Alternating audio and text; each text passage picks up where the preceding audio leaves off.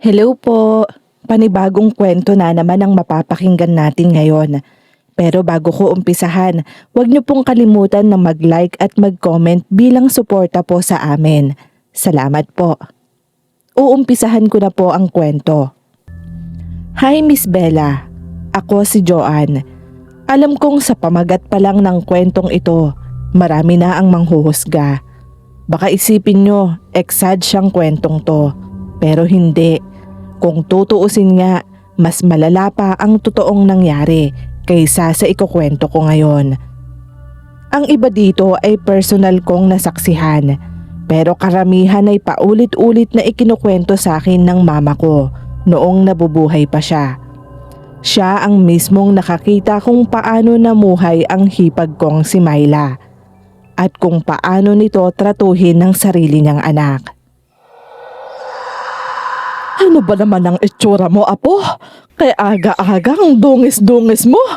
Nasaan bang mama mo? Nasa may kwarto po, nakatulog pa. Aba, tanghali na. Hindi pa rin siya gumigising.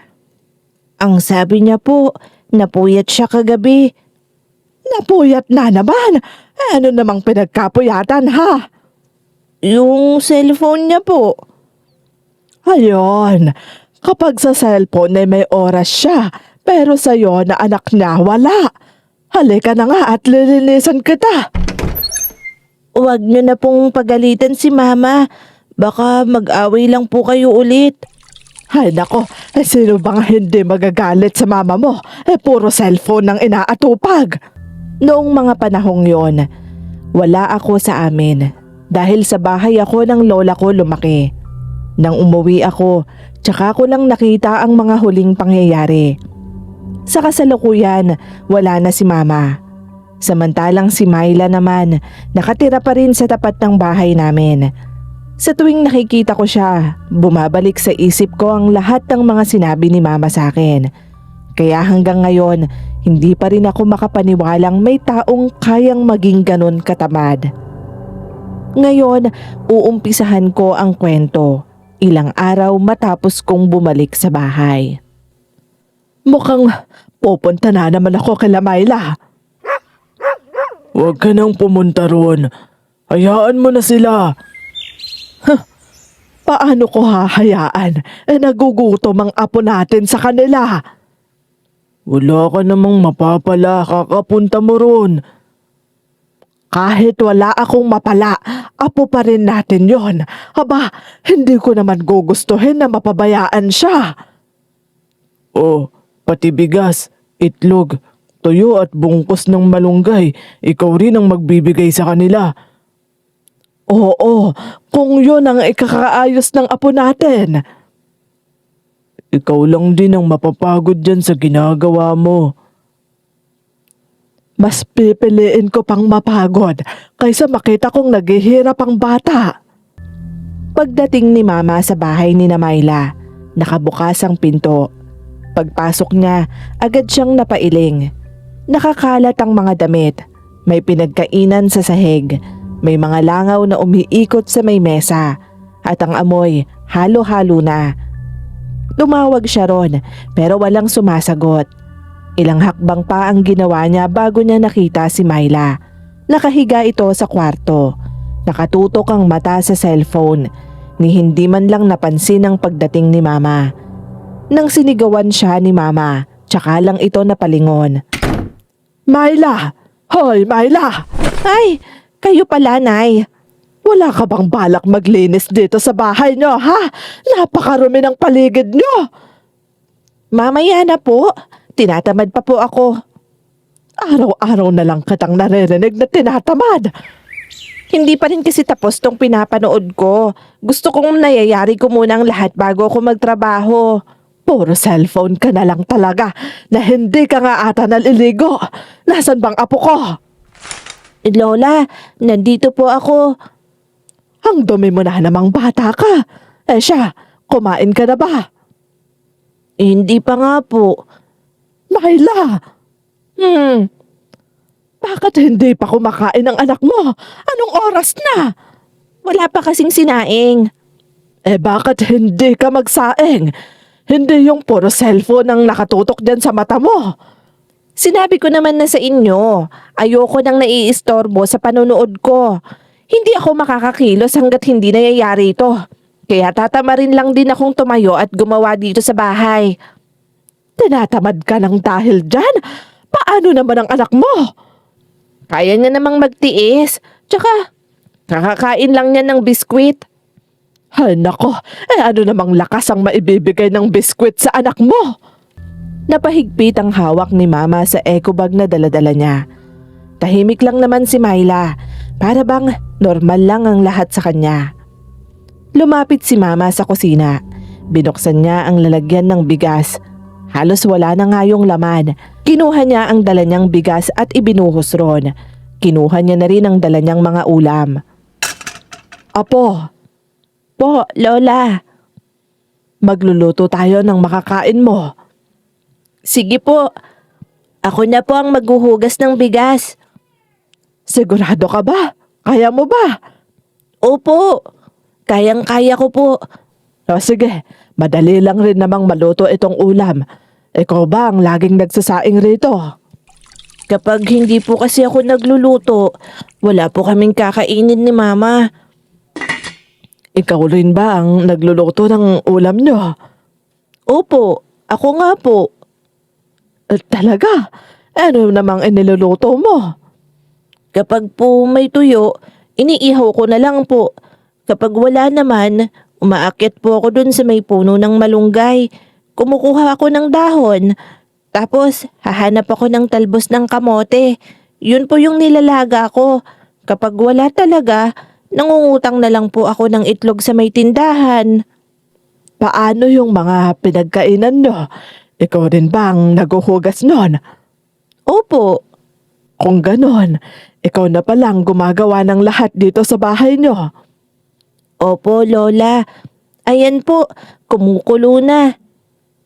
Apo, hindi mo naman trabaho ang lahat ng ito. Masyado ka pang bata. Ang sabi po kasi ni Mama sa akin, kaya ko naman daw po, kaya ginagawa ko na. Sige, bantayan mo lang yan ha. Tawagin mo ako kapag okay na ang kanin. Kakausapin ko lang ang mama mo. Sige po Lola, wag niyo po siyang aawayin ha. Saglit na napapikit noon si Mama. Ramdam niyang unti-unti nang umiinit ang ulo niya sa mga nalaman. Tumayo siya at lumakad papunta kay Myla. Nakahiga pa rin ito at patuloy na nanonood. Wala rin siyang pakialam sa paligid niya. Nakatutok lang ang mga mata niya sa cellphone. Myla, Ano ba yun, Ma? tumayo ka nga riyan. Bakit ba? Tumayo ka dyan. Basta, Ano ba? Bakit? tignan mo nga ang anak mo. 7 taong gulang pa lang ang bata na yan. Pero siya na ang nagsasaing. Siya na ang gumagawa ng mga dapat na ginagawa ng isang ina. Kaya niya naman po yun, kaya okay lang. Anong sinabi mo? Myla, anak mo yan. Hindi yan katulong. Ano na naman po ba? Ano na naman bang gusto niyong gawin ko? Ang gusto ko ay kumilos ka. Magulang ka. Ikaw ang ina ng batang yan. Ikaw dapat ang kumikilos at nag-aasikaso, hindi siya. Ginagawa ko naman po kung anong kaya ko. Ginagawa mo ang kaya mo, pero ilang araw ng anak mo ang kumikilos para sa'yo. Binubuhay na niya ang sarili niya. Bakit ba kayong salita ng salita dyan? Hindi naman siya nagrereklamo ha. Dahil ba hindi nagrereklamo, pababayaan mo na. Ikaw ang may responsibilidad sa kanya bilang ina. Hindi ka naman nagluwan lang ng bata para may gumawa ng mga gawain mo. Dahil tamad ka at feeling prinsesa. Ano po? Naaawa ka ba sa anak mo? 7 taon pa lang. Pero siya nang kumikilos habang ikaw, nakahiga ka lang dyan at nanonood dyan sa cellphone mo. Lagi ka pang tinatamad. Totoo naman po. Ang bigat ng pakiramdam ko kapag kumikilos ako, kaya pinipili ko na lang mahiga ng maghapon. Mabigat ang pakiramdam mo dahil nakahiga ka lang. na hindi ka nga makapaghugas ng paa o ni katawan man lang. Ilang araw na rin yan ang suot mo. Baka nga pati ang underwear at bra mo, hindi mo na pinapalitan. Baka nang gigitata na sa amoy yan. Napakabantot na. Baka mas mabango pang patis yan sa'yo. Ano bang sinasabi nyo? Ano? Hindi ka ba nahihiya? Maya-maya, lumapit ang pamangkin ko mula sa kusina. Lumingon kaagad si Mama. Ngumiti ang bata. Bit-bit nito ang 2 plato. Nang makita yon ni Mama, mabilis niya itong nilapitan. Lumuhod siya at hinawakan ng kamay nito. Apo, ako na. Hindi po, Lola. Ako na po. Ako na nga. Hayaan mo na ang lola. Kaya ko naman po. Hindi mo naman kailangan gawin ang lahat ng ito. Okay lang po ako, Lola. Hindi okay para sa akin. Dapat kaming matatanda ang gumagawa ng mga to. Hindi ikaw. Sanay na po kasi ako. Kasi lagi naman pong busy si Mama. Ayun na nga. Kaya hayaan mo ang lola na magsilbi sa'yo. Napalingon si Mama kay Myla. Bumalik na naman ito sa panunood ng cellphone niya. Habang kumakain sila, napansin ni Mama na halos higupin na ng pamangkin ko ang pagkain niya. Hindi yung basta mabilis lang ha, as in para siyang gutom na gutom. Apo, dahan-dahan lang naman. Walang kukuha ng pagkain mo. Alam ko naman po yun. Oh, bakit ka nagmamadali? Baka po kasi mamaya, wala na pong ganito. Sinusulit ko lang po, Lola, para mabusog po ako ng todo. Oh, eto, kumain ka lang ng kumain. Salamat po. Lola, pwede po bang bawasan niyo po tong ulam ko? Bakit naman? Masyado bang marami yan? Hindi naman po. Para lang po may matira kay Mama. Kahit hindi ka inaasikaso ng mama mo, inaalala mo pa rin siya. Mama ko pa rin po kasi siya. Hindi po ba ang mga mama dapat mahal natin? Ay, napakabait mo talagang bata, Apo. Salamat po dito sa pagkain, Lola, ha? Busog na busog po talaga ako. Ano ka ba? Wala yon. Oh, saan ka naman pupunta? Maghuhugas na po ako ng mga pinggan. Umupo ka na at ako ang maghuhugas. Pero mapapagod kayo, Lola. Nilutuan nyo na nga ho kami ng pagkain. Kaya ako na lang po ang maghuhugas. Kaya ko rin naman po yun gawin. Hayaan mo na ako. Sige na, maupo ka na lang dyan at kainin mo itong saging. Ako nang bahala rito. Lumapit si Mama sa lababo. Pagtingin niya, halos hindi na makita ang kulay ng lababo sa kapal ng sebo at dumi. Napailing siya at nagsimula ng maghugas. Dinamay na rin niyang kuskusin ang lababo para mawala ang mga dumi. Makakapal na itim na lumot na ang natanggal ni Mama doon. Makalipas ang ilang minuto, narinig ni Mama ang boses ng apo niya. Lola, Bakit, Apo? May kailangan ka ba? pwede mo po ba akong tulungan mamaya? Bakit? Ano bang gagawin mo? Marami po kasi kaming maruruming damit kahapon, kaya naglaba po ako kanina. Pero wala po kasing magsasampay eh. Ganun ba? O sige, ako na ang magsasampay nun. Sigurado po kayo? Hindi po ba kayo mapapagod? Hindi. Makinig ka sa akin, Apo, ha? Ang batang 7 taong gulang pa lang, dapat naglalaro. Hindi gumagawa ng mga gawaing bahay. Dapat nag-aaral at hindi nag-aalaga ng magulang. Ganun po ba talaga dapat kapag bata? Oo. Hindi na naipaliwanag pa ni Mama kung bakit. Dahil alam niyang hindi pa nararanasan ng apo niya ang maging bata. Ilang araw ang lumipas. Maaga pa lang ay nagpunta na ulit si Mama sa bahay ni Myla. May dala na naman siyang kaunting bigas. ilang pirasong tuyo at gulay na pinitas niya sa likod bahay namin. Pagdating niya sa tapat ng bahay, nakabukas na ang pinto. Sana naman kahit ngayon, kumilos na si Myla para hindi naman kawawa ang apo ko. Myla! Myla! Nandyan ka ba? Ay nako, nasan bang mga tao rito? Myla! Oh, nandyan ka lang naman pala. Kanina pa ako tumatawag sa'yo. Pasensya na ho. Tinatamad kasi akong sumagot. Maganda na kasi itong pinapanood ko. Pambihira ka naman. Pati pagsagot kinatatamaran mo pa. Nasan ba ang apo ko? Diyan sa likod, tingnan nyo na lang. Anong ginagawa niya ron? Malay ko. Lagi lang naman siya dyan.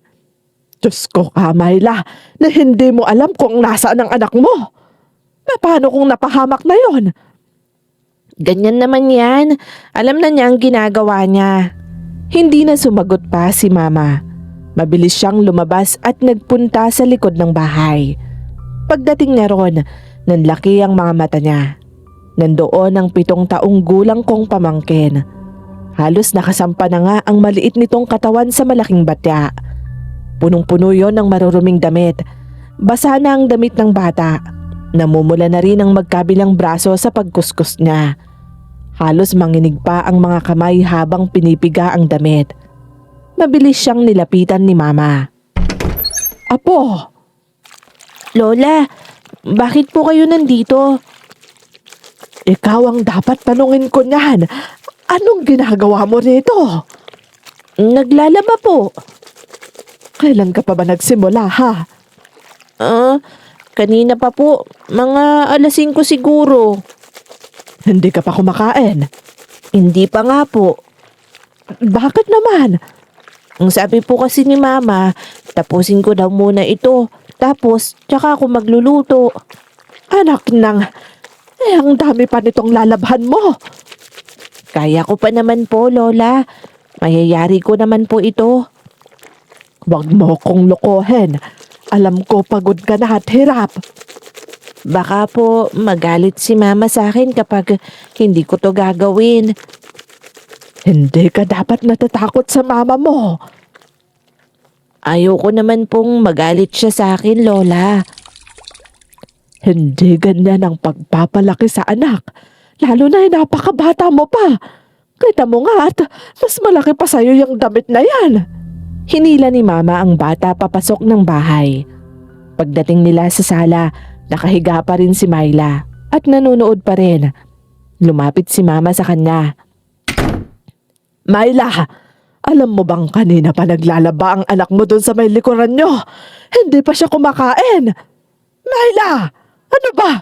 Kanina pa kita kinakausap na hindi ka man lang sumasagot. Bakit po baka galit na galit kayo? Bakit ako galit? Sinong hindi magagalit kung nakikita kong naglalaba sa ilalim ng init ang apo ko at hindi pa kumakain? Sinabi ko naman ho sa kanya na yung kaya niya lang ang gagawin niya. Lagi-lagi ka na lang tinatamad. Wala po akong energy. Anong magagawa ko? Pero may energy kang manood ng cellphone maghapon. Tignan mo nga ang anak mo. Namumula na ang kamay. Mawawala rin naman yan. Ay, nako ka. Sabihin mo nga sa akin, mahal mo ba talagang anak mo, ha? Mahal ko naman. Binuhay ko nga, hindi ba? Ganito ba ang sinasabi mong pagmamahal mo? Hindi ko naman siya pinapabayaan. Anong hindi pinapabayaan? Baka ikaw ang hindi pinapabayaan ng anak mo, Myla. Hindi habang buhay bata yung anak mo. Darating ang araw, maiintindihan niya ang lahat ng ginagawa niya. Huwag kang magtaka na dumating na lang ang panahon na ikaw ang iwan niya. Tama na. Tinatamad na po akong makinig dyan sa mga sermon nyo. Sige, huwag kang makinig. Pero huwag ka ding magsisisi balang araw. Tumayo ka na dyan, apo. Saan po tayo pupunta? Sa bahay namin. Bakit naman po ako pupunta doon, Lola? Papakainin kita at papaliguan. Ako na munang bahala sa'yo. Hayaan mo na yung mama mo na walang ibang ginawa kundi manood. Ulang na lang ay pumasok siya dyan sa loob ng cellphone. Mahigpit na hinawakan ng bata ang kamay ni Mama. Mula naman sa may higaan, pinanood ni Myla ang pag-alis nilang dalawa. Tapos bumalik na ulit sa pinapanood. Halos araw-araw na ang naging rutina ni Mama. Bago pa sumikat ang araw, naghahanda na siya ng pagkain para dalhin niya kila Myla. Oh, aalis ka na naman. Oo, Samahan mo na muna akong magkape. Teka, bakit ang dami mo na namang dala? para kay Candice ang mga ito. Ay nako, Rebecca. Huwag mo namang akuin ang responsibilidad ng iba. Hindi ko lang talaga kayang tiisin ang apo ko. Tinutulungan mo lang si Myla na lalo pang maging tamad. Kung pababayaan ko naman ang bata, siya naman ang kawawa. Alam na nga nating hindi inaasikaso ng ina, pababayaan ko pa ba? Pero hindi matututo yang si Myla dahil alam niyang nandyan ka. Hindi naman si Myla ang inaasikaso ko, kundi si Candice. Alam ko, pero dahil sa ginagawa mo, mas makakampante yun na hindi kikilos. Dahil alam niyang may gagawa naman para sa kanya. Ay nako, hindi tayo magkakaintindihan sa ganito. Kaya mo bang tiisin ang apo natin? Aba, kung alam mo lang, siya na ang gumagawa ng lahat sa bahay nila. Parang siya pa ang mas ina kaysa kay Myla. Alam ko naman ang ipinupunto mo, pero intindihin mo din naman kung saan ako nanggagaling. Basta, apo natin ang concern ko sa ngayon.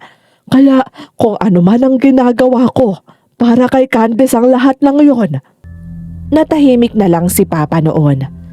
Alam niyang wala nang makakapigil pa kay Mama. Pagdating ni Mama Rebecca sa bahay ni na Myla, hindi pa rin nagbabago ang eksena. Nakahiga pa rin si Myla kahit maaga pa lang. Halos nakadikit na sa mukha niya ang cellphone kahit tulog. Samantalang ang pamangkin kong si Candice nasa kusina. Apo, ikaw na naman bang nagluluto? Opo, Lola. Ayaw po kasing kumilos ni Mama dahil kaya ko naman daw po na magluto. Nasaan ba ang mama mo? Natutulog pa po. Anong oras na? Madaling araw na po kasing natulog si Mama. Puyat po siya. Nanonood na naman. Pambihira talaga yung mama mo. May ulam ka na ba? Meron po. Nandyan po sa may kasirola namin. Apo, sasapat ba ito? Opo, masarap naman po yan. Tapos gagawan ko po ng sausawan na bagoong na may suka. Dahon lang ng malunggay ito pero masarap na sa'yo. Opo, kapag isasawsaw yan sa gagawin ko, masasarap pa po yan. Madami po akong nakakain kahit na ganyan lang ang ulam ko, Lola. Eto, magpipirito ko ng toyo, itlog at ilalaga ko na rin itong kamatis para may mas masarap kang maiulam. Wow! Lola, salamat po ha! Ilang araw na po kasi kaming walang inuulam kung hindi puro mga talbos lang. O siya, sige, sandali lang to. Pagkatapos, uminom ka ng maraming tubig ha. Opo, Lola. Parang sumikip na naman ang dibdib ni Mama noon. Ilang minuto lang, sinandukan na niya ng mainit na kanin ng bata. Nilagyan ng itlog at iba pang ulam ang plato nito. Titig na titig ang bata sa plato. Tapos dahan-dahang kumuha at sumubo. Hanggang sa mapansin ni Mama na umiiyak na pala ito habang ngumunguya. Lumapit si Mama at pinunasan ng luha nito. Huwag ka nang umiyak, ano ka ba? Pasensya na po. Ang sarap po kasi nito eh. Bakit ka naman nagpapasensya? Wala ka namang ibang ginagawa. Kasi ang arte ko po. Hindi ka maarte. Hindi ka lang sanay na may maayos kang pagkain na inihahanda sa'yo ng iba. Salamat po, Lola, ha? Kung hindi po dahil sa inyo, hindi po ako makakakain ng masarap. Wala yun, Apo. Basta ikaw, aalagaan ka ng lola ha. O sige na, kumain ka na. Magpakabusog ka. Ang payat mo na. Opo, kayo din po. Kumain na po kayo. Saluhan niyo po ako. Oo, sige. Pero kaunti lang ang kakainin ko. Kumain na kasi ako sa may bahay kanina. Maya-maya, naggising na si Myla. Lumabas ito ng kwarto habang nagkakamot pa ng ulo. Pagkakita sa mesa, agad itong natuwa. Napalingon naman ng maglola. Umupo lang ito sa may monoblock. Uy, mukhang masarap yan ah. Eto po mama, kumain po kayo. Salamat anak, nagugutom na rin talaga ako. Gusto mo palang kumain eh. Pero ayaw mong kumilos para magluto. Ayan na naman kayo. Hindi ba kayo pwedeng pumunta dito nang hindi kayo nanenermon? Kung gusto mong huwag masermonan, maging responsable kang ina. Aba, anak mo ang nagpapakain sa'yo.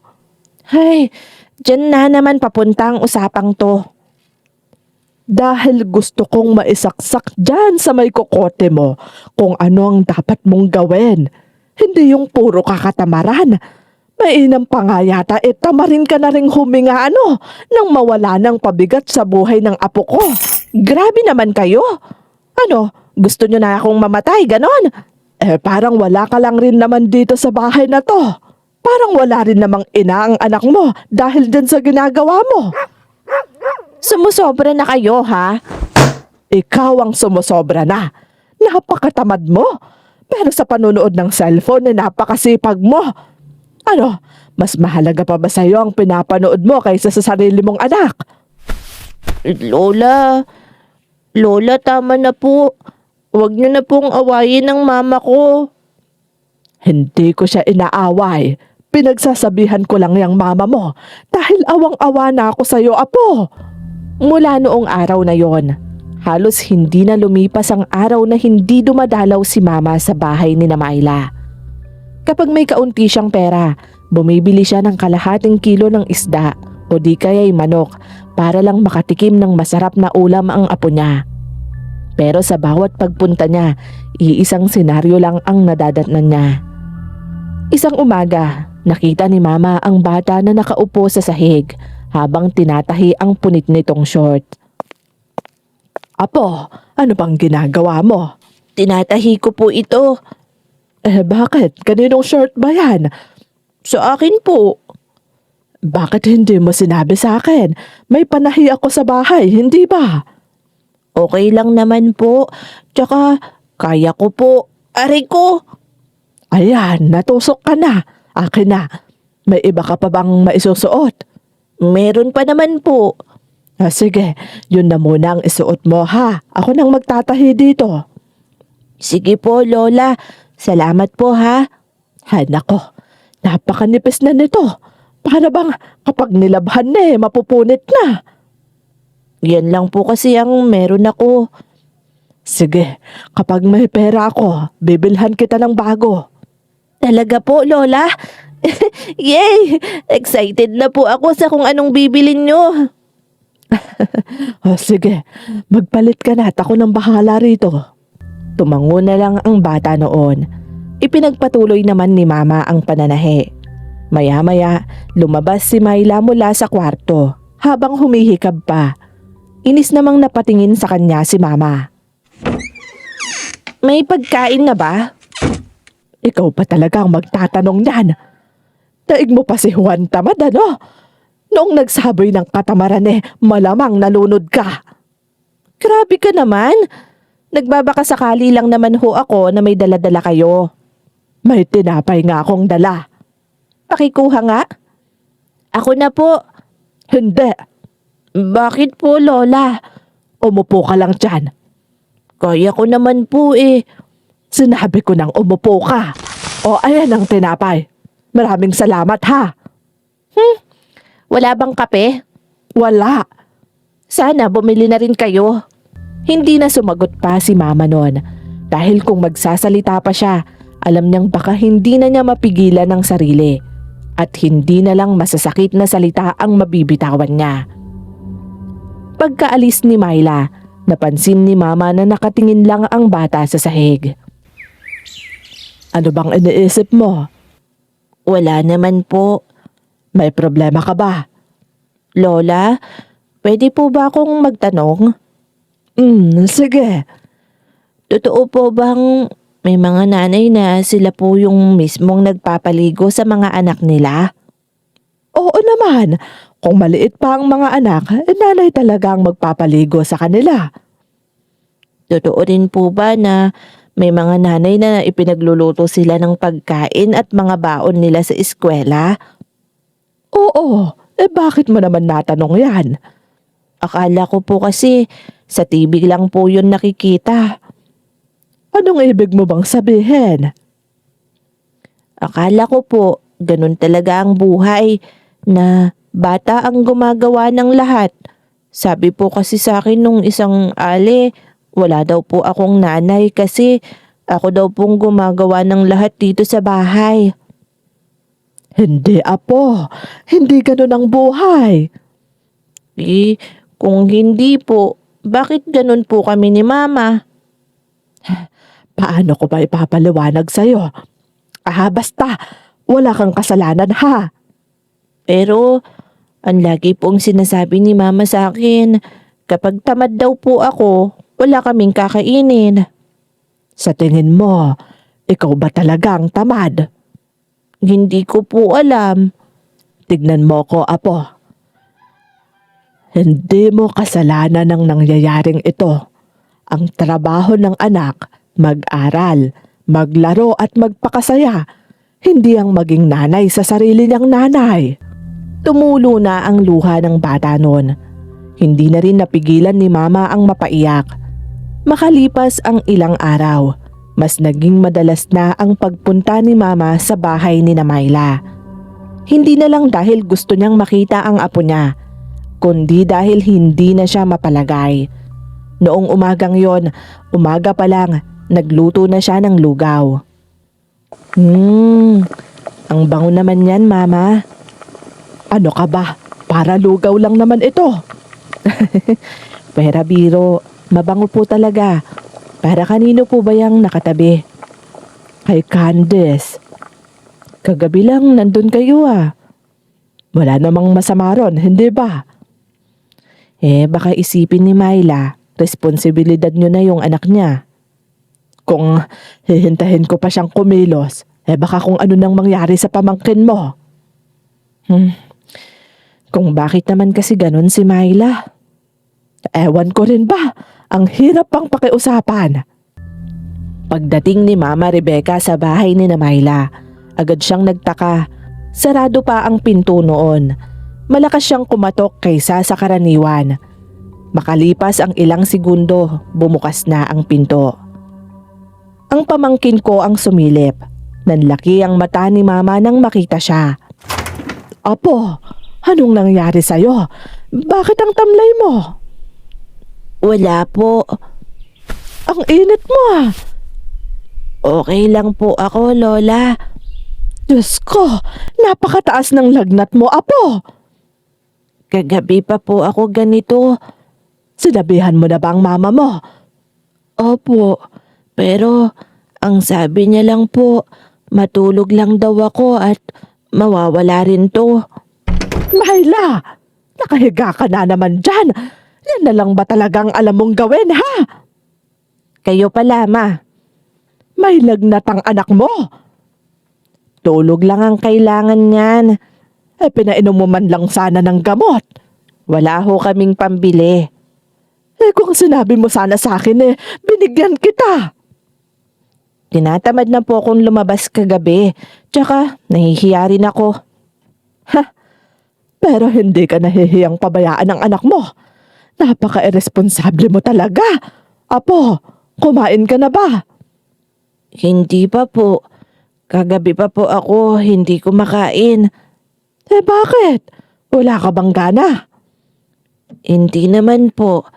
Gusto ko pong kumain pero Nahihilo po ako kaya hindi po ako makapagluto.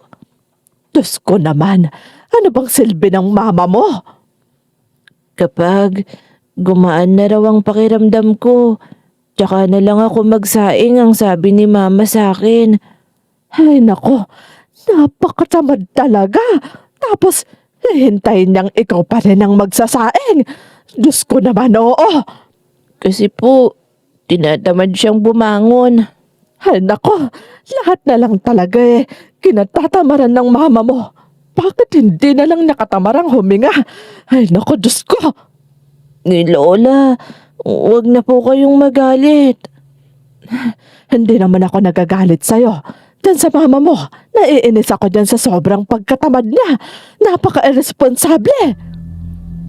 Hindi makagalaw si Mama dahil hindi siya makapaniwala sa narinig. Unti-unti siyang napaupo sa monoblock para bang nanghina. Maya-maya, napalingon siya nang magsalita ang apo niya habang nakakapit ito sa manggas ng damit niya. Napakunot ang noo ni Mama sa sinabi ni Candice sa kanya. Pwede po bang mamaya na lang ako magkasakit? Bakit mo naman nasabi yan? Kasi po, kapag may sakit ako, wala pong gagawa dito sa bahay. Makinig ka sa akin. Ngayong araw, wala kang ibang gagawin. Pero Lola, hindi po magluluto si Mama. Hayaan mo lang siya. Ikaw ang dapat sa'yo magpahinga. Inaantok na nga po ako. Pwede po ba akong humiga sa kandungan nyo, Lola? Oo naman, apo. Halika. Umupo si Mama sa sahig nun. Ipinatong naman ng bata ang ulo nito. Para bang ngayon lang ito nakahanap ng lugar na maayos. Habang hinihimas ni Mama ang buhok ng apo niya, naramdaman niyang bumibigat na ito. Senyales na nakatulog na ang pamangkin ko. Pero napakainit pa rin ng noo niya, kaya binuhat siya ni Mama at inilagay sa mahabang upuan. Tsaka niya nilagyan ng bimpo ang noo. Matapos yon, napatingin si Mama kay Myla. Tahimik pa rin itong nanunood. Pambihira talagang katamaran ng babaeng ito. Kawawa ang apo ko sa kanya. Na hindi man lang maasikaso ang anak. Ay nako, ang init talaga niya. Lulutuan ko nga ng may sabaw ito mamaya para naman maginhawahan ang katawan. Mabilan na rin ang gamot para hindi na lumala. 2 araw na ang lumipas. Hindi pa rin tuluyang gumagaling ang lagnat ng pamangkin ko. Araw-araw siyang pinapainom ng gamot ni Mama. Araw-araw din siyang dinadalhan ng pagkain. Pero sa tuwing bumabalik si Mama sa bahay nila Myla, bumabalik din ang dating sitwasyon ng bata. Noong umagang yon, habang nagdidilig si Mama ng mga halaman, napansin niyang 2 araw na rin niyang hindi nakikita ang bata. Dati-rati nakikita niya itong nagwawalis o di kaya may ginagawa. Diretso siyang tumawid sa bahay ni Myla. Pagpasok pa lang niya sa loob, tumambad kaagad ang eksenang hindi niya malilimutan. Nakahandusay sa sahig ang pamangkin ko. Nakatagilid ang katawan. Apo! Apo! Gumising ka! Diyos ko! Ang putla mo! Myla! Myla! Ano po ba? Ang aga-aga sigaw kayo ng sigaw. Anong nangyari sa anak mo? Hindi ko alam. Kanina pa ba siya ganyan ha? Kita nyo nga ang kagigising ko lang. Hindi ko alam kung anong nangyari sa kanya. Anong hindi mo alam? Hindi mo man lang narinig na bumagsak na siya? Apo! Apo!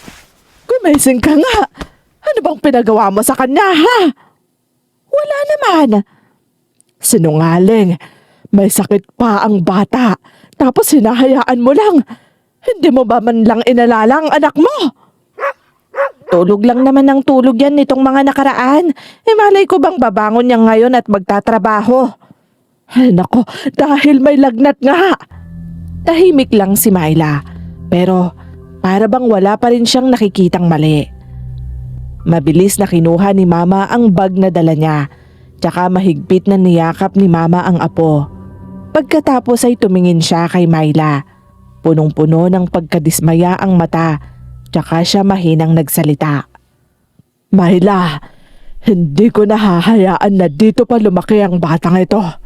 Hindi ko gugustuhin na maulit pa ang nangyaring to sa kanya. Ako ang may anak sa kanya.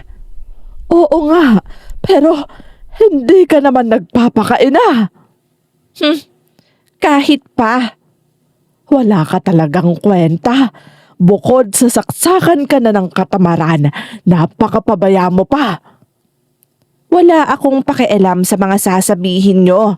Basta, siguraduhin mo lang na ibabalik mo yung anak ko rito.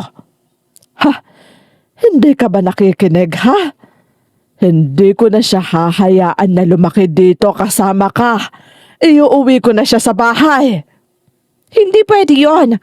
At bakit hindi? Sinong gagawa ng mga trabaho rito? Mas inaalala mo pa ang mga trabaho dito kaysa sa sarili mong anak. Nandyan naman kayo para sa kanya. Hoy, babae. Makinig kang mabuti sa sasabihin ko, ha? Kahit isang beses lang sa buhay mo, subukan mo namang maging ina. 7 taon lang ang anak mo. At sa 7 taon na yon, isipin mo nga, ilang beses mo ba siyang ipinagluto, kinamusta o niyakap? Huwag niyo na nga akong dramahan. Bata pa ang anak mo. Pero daig na pa ang katulong kong kumilos. Tama ba yon, ha? Mula ngayon, hindi ko na iiwan sa'yo ang batang ito. Yan ang isaksak mo sa kokote mo. Hindi mo nga pwedeng gawin yon. Natatakot lang ako na baka sa susunod, bangkay na ang abutan ko. Ang OA nyo naman, bangkay ka agad? Napatitig na lang si Mama sa kanya. Hindi siya makapaniwala sa narinig. Ayaw na niyang marinig pa ang susunod na sasabihin ni Myla. Dahan-dahan niyang hinaplos ang buhok ng apo niya. Pagkatapos ay tumingin siya kay Myla. Napataas naman ang kilay ni Myla na para bang naninindak pa. Pero walang nagsasalita sa kanila. Mahigpit namang yumakap kay Mama ang pamangkin ko. Matapos sa ospital, umuwi na kami. Mahigpit na karga ni Mama si Candice. Nakasandalang ulo nito sa balikat niya. Nanghihina pa rin. Paminsan-minsan ay inuubo rin ito. Apo, kumapit ka lang, ha? Malapit na tayo. Diyos ko, anong nangyari sa bata? Nabalitaan ko ang nangyari sa kanya. Kung ano ang nabalitaan mo, yun na yun. Oo, sige, dito mo muna siya dalhin. Teka, aayusin ko lang. Joanne, kuhanin mo nga yung planggana natin para mapunasan ko ang pamangkin mo at mabihisan na rin. Sige po, eto na po, Ma. Sige, ibaba mo na dyan. Apo, sabihin mo sa akin kung giniginaw ka, ha? Opo, Bumaba ng lagnat mo. Lola, Ano yon? ang lambot po ng higaan nyo. Simula ngayon, dito ka na muna sa amin. Talaga po? Oo, dito, hindi ka magtatrabaho. Wala kang ibang iisipin kundi magpahinga at magpagaling. Pero, paano naman po si Mama? Hayaan mo na ang mama mo. Malaki na yon. Hindi na kailangan no ng pag-aalaga. Hindi kagaya mo. Kinagabihan, tuluyan nang bumaba ang lagnat ng pamangkin ko. Nakaupo kaming 3 sa may hapag. Para bang lahat kami noon lang nakaramdam ng pagod. Tulog na tulog naman si Candice noon. Maaga din siyang pinakain ni Mama para mapainom ng gamot. Hindi na dapat bumalik pa ang bata ron. Hindi na talaga.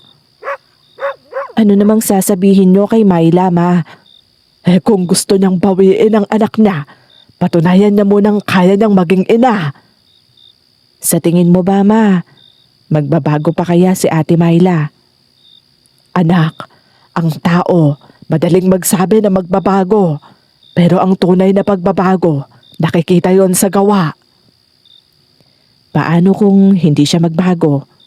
Hindi mo isusoli sa kanya si Candice. Hay, hindi ko rin alam. Pero darating din ng araw, makikita niyang lahat ng pagpapabayaan na sa anak niya.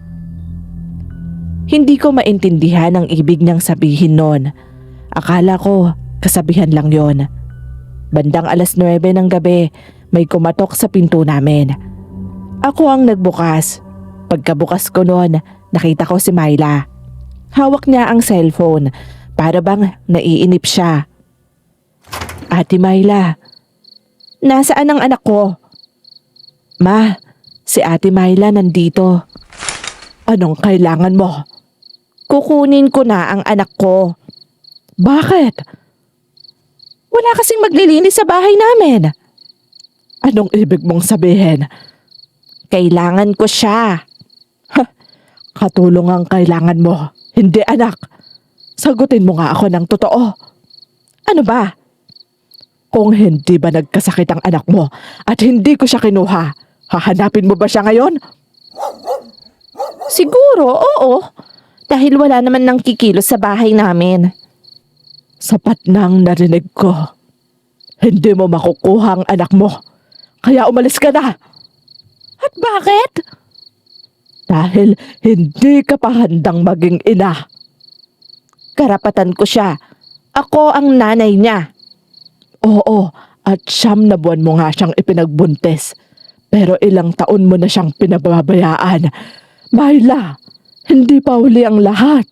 Habang buhay pa ang anak mo, may pagkakataon ka pang bumawi. Kung hindi ko lang din naman siya makukuha, aalis na lang ako. Bahala kayo sa kanya. Kita mo ang babaeng to. Ay nako, hindi ko na alam kung anong gagawin ko. Tumalikod na si Myla. Pinanood lang naman namin siyang maglakad pa uwi. Hindi namin alam, ilang buwan na lang pala ang lilipas. Tuluyan nang mawawala si mama sa amin. Kasabay ng pagkawala niya, may isang bagay na nagsimulang mangyari. At yun ang hindi kailanman maipapaliwanag ng ordinaryong tao. Lumipas ang ilang buwan, bumalik ang sigla ng pamangkin ko. Noong una, halos araw-araw pa rin itong nagigising tuwing madaling araw. Parte na talaga ng routine niya ang magtrabaho. Sa pagtagal, natuto siyang maglaro sa labas, makipaghabulan sa ibang mga bata. Natuto rin siyang magbisikleta. Sa tuwing makikita yon ni mama, napapangiti na lang siya. Doan, Bakit po ma? tingnan mo. Ngayon ko lang siya nakitang ganyan kasaya. Oo nga po, wala na siyang inaalalang iba. Ini-enjoy niya na yung pagiging bata niya. Hindi naman pala mahirap pasayahin ang isang bata, ano? Hindi lang po talaga siya nabigyan ng pagkakataon noon na maging bata. Ay, ang sakit lang din isipin na sa edad niya, nakala niyang normal ang maging katulong, na siya ang may responsibilidad sa lahat. Kaya nga ma, sa murang edad niya, grabing hirap yung ginagawa niya sa araw-araw. Oo, ang masakit pa, hindi siya inuutusan. Ginagawa lang niya ng kusa. Dahil nakikita niyang wala namang ibang gagawa nun. Natuto siyang kumilos at asikasuhin ang sarili niya. Hindi ako nakasagot noon. Dahil lang totoo, kapag may naririnig na naguhugas ng pinggan si Candice, kusa siyang tumatayo. Para bang takot siyang walang gawin. Lumipas pa ang ilang buwan, biglang nagkasakit si mama. Hanggang sa naging madalas na ang panghihina niya. Ayaw niyang magpatingin, pero alam namin na hindi yon simpleng sakit lang. Isang gabi, tinawag niya kaming lahat. Ako, si Papa at maging ang pamangkin ko. Umupo kayo dyan. Joanne, kapag nawala na ako, ma, huwag naman kayong magsalita ng ganyan. Hindi naman tayo habang buhay nasa mundong ito. Ma naman, ipangako mo sa akin, huwag na huwag mong pababayaan ang pamangkin mo. Opo, hindi po ma. Palakihin mo siyang mabuting tao. Huwag mo rin pababayaan ang papa mo, ha? Opo, makakaasa po kayo. At huwag mong hahayaan na maramdaman niyang kulang siya. Tama na yan, Rebecca. Apo, halika dito. Huwag kang matakot. Kahit na mawala na ako, hindi ka mag-iisa. Ayaw ko po. Ayaw ko po kayong aalis, Lola. Hindi naman lahat ng umaalis na nawawala. Palagi pa rin akong nasa tabi niyo. Nagpapaalam na si mama noon. Pagkaraan lang ng 2 araw, pumanaw na siya. Pakiramdam ko, tumigil ang mundo ko. Hindi ko matanggap. Si Papa halos hindi na makapagsalita. At ang pamangkin ko naman, nakaupo na lang sa isang sulok. Mahigpit niyang yakap ang bimpo na ginagamit ni Mama kapag pinupunasan ang noo niya noon.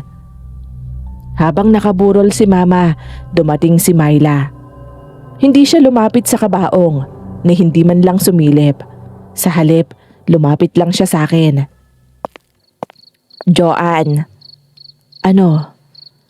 Pwede ko bang makausap ang anak ko? Candice, halika. Kakausapin ka daw ng mama mo. Diyan ka na muna ha. Sige po, tita. Mama, bakit po? Umuwi ka na sa atin. Dito lang po ako. Ayaw mo bang sumama sa akin? Wala na ang lola mo dito. Pero, nandyan pa naman po si lolo at tita. Busy sila sa lamay. Hindi ka na nila maaasikaso. Isa pa, ang lola mo lang naman ang may gusto sa'yo, hindi ba? Ano po? Ngayon na wala na siya, sigurado akong ayaw ka na ng tita at lolo mo. Kaya kung ako sa'yo, uuwi na lang ako sa atin. Sabihin mo sa kanila, doon ka na ulit titira. Tahimik lang ang bata. Makalipas ang ilang segundo, mahina itong tumango. Nakita kong bahagyang nangiti ang labi ni Myla. Pero wala na siyang ibang sinabi. Tahimik na lang siyang umalis. Hindi namin alam na yun na ang simula ng buhay niyang hindi na magiging tahimik. 3 araw matapos mailibing si Mama, bumalik ang pamangkin ko sa poder ni Myla. Kahit anong pakiusap namin, nagpipilit pa rin itong umuwi. Kinagabihan, nagsimula na ang mga bagay na hindi namin kayang ipaliwanag. Una, madalas nang himatayin si Myla. Pangalawa, lagi siyang nagugutom kahit kakakain niya lang. Pangatlo, parang may nakabara lagi sa ilong niya kahit wala namang sipon. Kasunod nun, ang matinding pangangati sa balat niya. Hanggang sa nagsugat na ang binti at braso niya sa kakakamot. Ano bang nangyayari sa akin? Bakit ba ganito? Mama, okay lang po ba kayo? Mukha ba akong okay? Kita mo nga oh, puro na ako sugat. Ay, sandali, nahihilo na naman ako. Huwag naman sana. Mama, bakit bigla ka na lang natutulog dyan? Mama! Oh, anong nangyayari dito? Tita, bigla na lang po kasi siyang bumagsak tapos nakatulog na. Hinimatay na naman siya. Napapadalas na yan ah.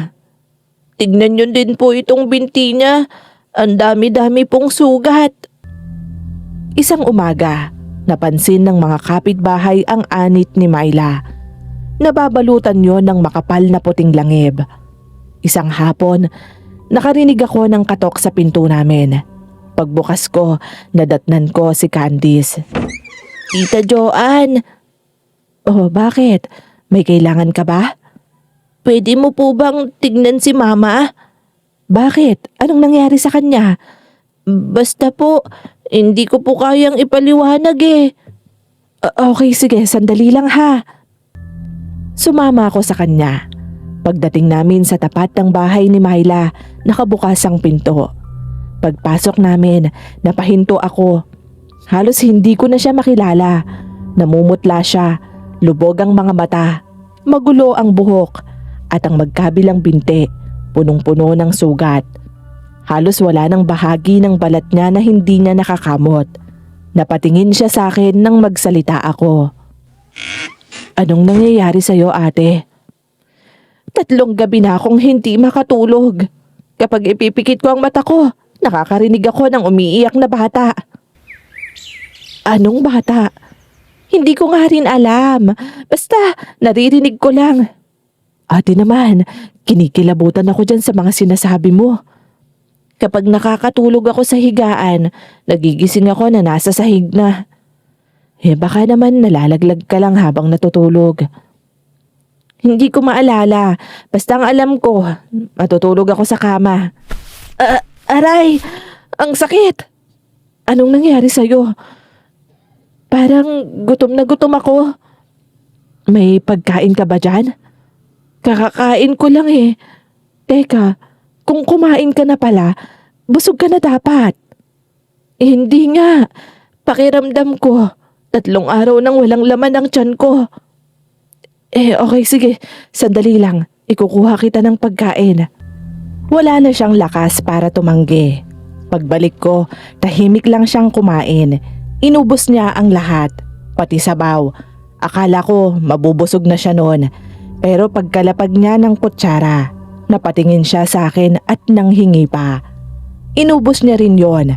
Pagkatapos, napahawak naman siya sa tiyan niya at sinabing nagugutom pa.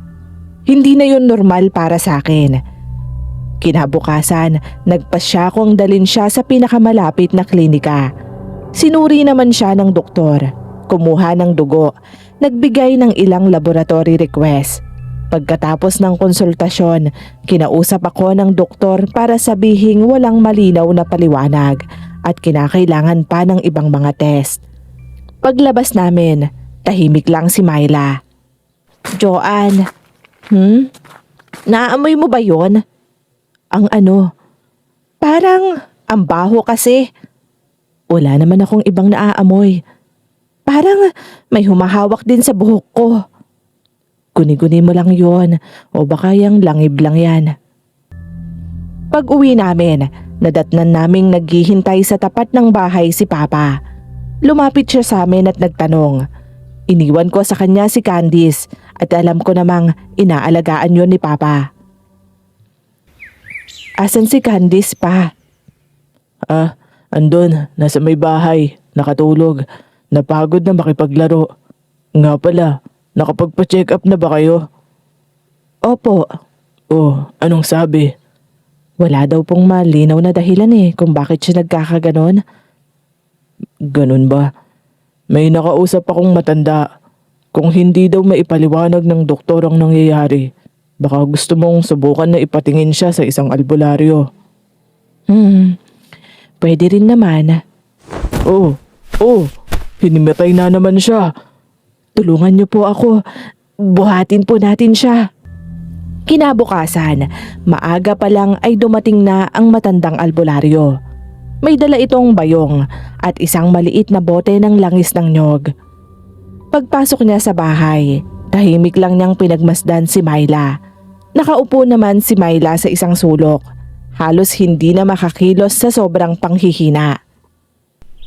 Ikaw ba ang may sakit? Ako nga. Anong nararamdaman mo? Hindi ko na alam. Basta madalas akong himatayin. Lagi akong gutom. Hindi rin ako makatulog. Tapos may bata pang umiiyak sa panaginip ko. At ito, kita nyo, puro sugat. May langib pa sa ulo na parang sa sanggol. Tumangulang ang matanda. Lumapit siya at pinahiran ng langis ang noo at mga kamay ni Myla. Pagkatapos ay pumikit siya.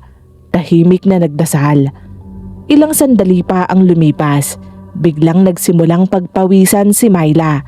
Hindi yun yung simpleng pawis lang, kundi butil-butil na para bang binuhusan ng tubig ang buong katawan niya. Hindi ko sasabihing direktang kulam ito, pero may isang mabigat na kasumpaan ang naiwan. Ano pong ibig niyong sabihin? May isang tao ang araw-araw na nasasaktan habang nakikita niyang naghihirap ang isang inosenteng bata. Hindi siya gumante, pero bago siya mawala, may hiniling siya at binigkas na sana maramdaman ng nagpabaya ang sakit na araw-araw dinadala ng batang iyon. Iisa lang ang paraan para maputol yon. Ano po yun? Baguhin niya ang sarili niya. Eto, ipahid mo ito sa mga sugat niya. Pero tandaan mo, hindi lang langis ang tunay na magpapagaling ha, kundi ang pagbabago niya. Kinabukasan, maaga akong nagising. Paglabas ko ng bahay, nakita ko si Myla. Madilim pa ang langit noon, naglalaban na siya. Patuloy siya sa pagkukusot nang lumapit ako. Anong ginagawa mo? Nilalabahan ko na tong mga damit namin. Ang aga mo naman yata. Oo, para paggising ni Candice, wala na siyang gagawin. Nakakatuwa naman, inuumpisahan mo na ang pagbabago.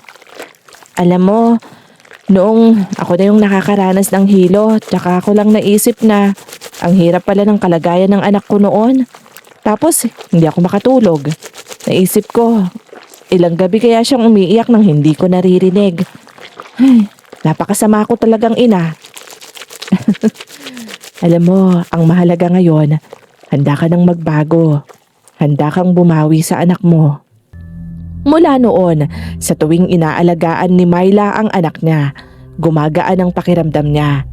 Humihilom ang mga sugat, nawawala ang pangangati. Nakakatulog na rin siya ng mahimbing at katabi niya pa si Candice. Pero isang beses, nang huli niyang pabayaan ng bata, maghapon na naman siyang humiga. Kinagabihan, muli siyang nahilo, nawalan ng malay at biglang nagkasugat ulit ang mga binte. Pagkagising niya, umiiyak na ang anak niya habang pinupunasan ng noo niya. Mama, okay lang po ba kayo? Anak, patawarin mo ako ha. Sorry sa lahat. Okay lang naman po yun. Mama, basta wag ka nang may hihimatay ulit ha. Natatakot po kasi ako eh. Hindi okay yun anak. Sinayang ko ang maraming taon. At napakapabaya ko talaga. Inulit ko na naman yung dati kong ginagawa. Mula noon, hindi na muling bumalik si Myla sa dati niyang gawi. Bago pa sumikat ang araw, naririnig ko nang nagwawalis siya. Kasunod noon ang paglalaba. Sa katunayan nga, mas masipag pa siya sa akin ngayon. At higit sa lahat, ang masayang tawanan nilang mag-ina, naririnig ko na. Ngayon, kapag umuuwi si Candice galing sa eskwela, si Myla na mismo ang sumasalubong sa kanya. Sa tuwing nakikita ko silang ganon, napapangiti na lang ako. Minsan nga, napapatingin pa ako sa litrato ni Mama. Pakiramdam ko, masaya rin siya. Oh, kamusta ang eskwela? Masaya po, Mama. Marami po akong nakilala. Tsaka, ang saya po doon. Yung teacher ko, mabait naman po. Mabuti naman. Halika na, magbihis ka. Napagod din po ako, Mamang, magsulat. Tsaka, nagugutom po ako. Sakto, nakaluto na ako ng paborito mo. Pwede na tayong kumain ng hapunan. Talaga po? Yay! Hindi na po ako magugutom. Salamat po, Mama. Salamat din, anak. Ang nangyari kay Myla ay totoong kasumpaan ni Mama. Parte ng kulam. Kahit ako, hirap ipaliwanag. Hindi na rin naman mahalaga yon.